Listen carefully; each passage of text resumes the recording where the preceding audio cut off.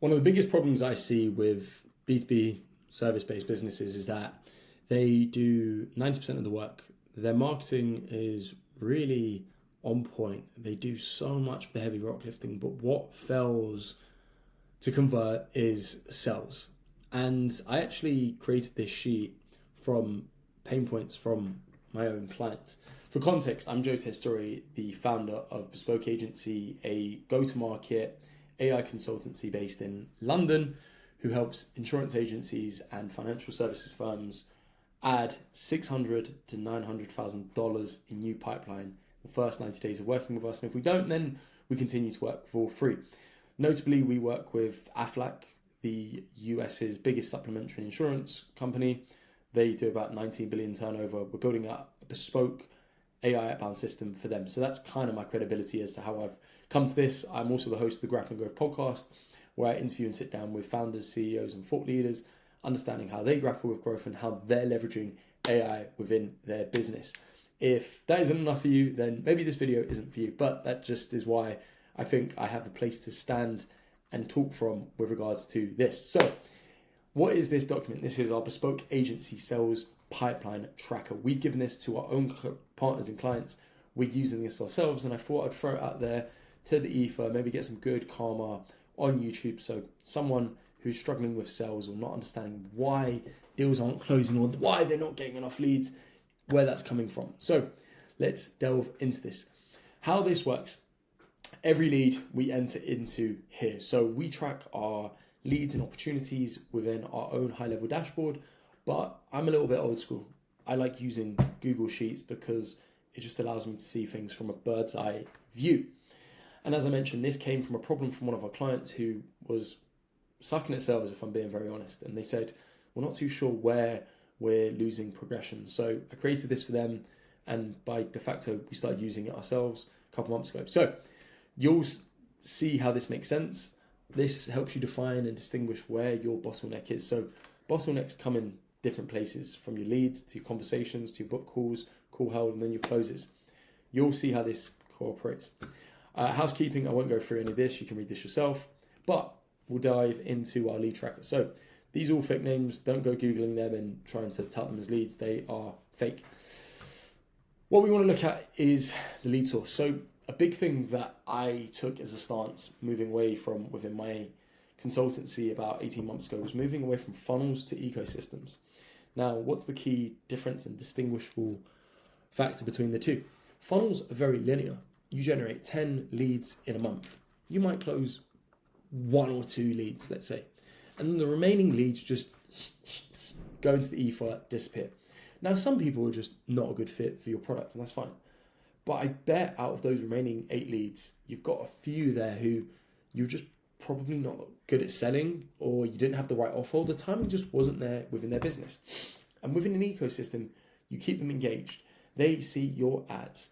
They see your content on LinkedIn. They are drip fed into an email sequence. That is the big difference as to where ecosystems and funnels are different.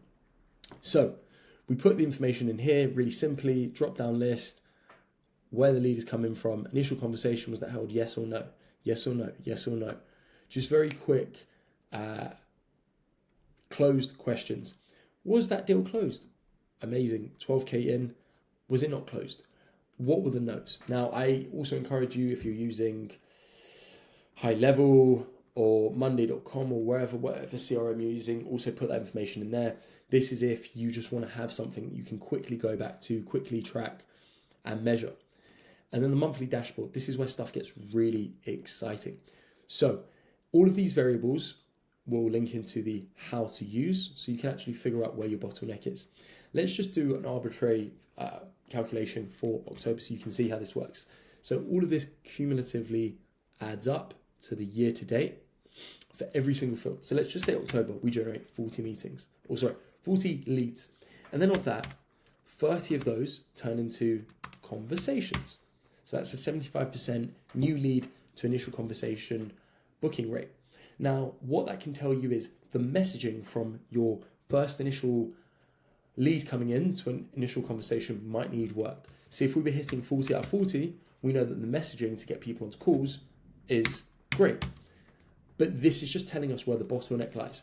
Now, let's just say we had initial conversations and we actually booked. So these are typically intros.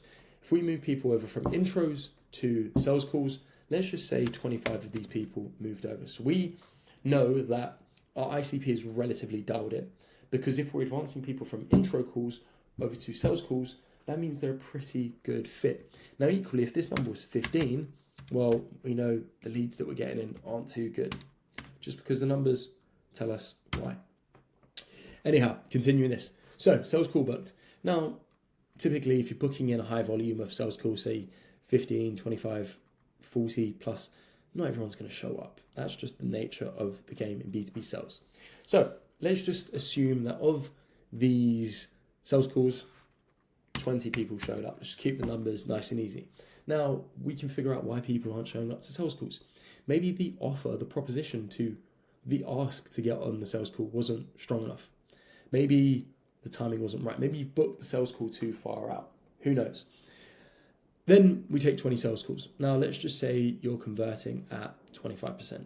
So you close 5 out of 20 opportunities.